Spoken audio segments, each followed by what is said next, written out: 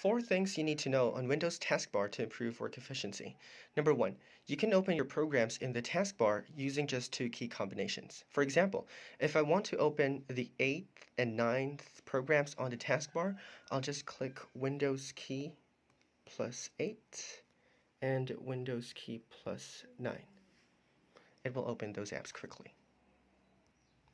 Number two, you don't need to click the search button in the taskbar to search for files. Just click the start button and start typing. Number three, if you want to have more vertical screen real estate, you can reduce the size of the taskbar by going to taskbar settings and turning on the toggle for use small taskbar buttons. And to have more screen real estate, you can also enable automatically hide the taskbar in desktop mode.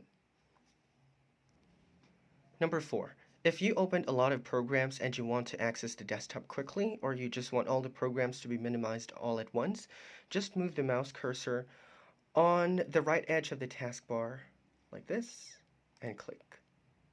You can also click again to make the programs appear.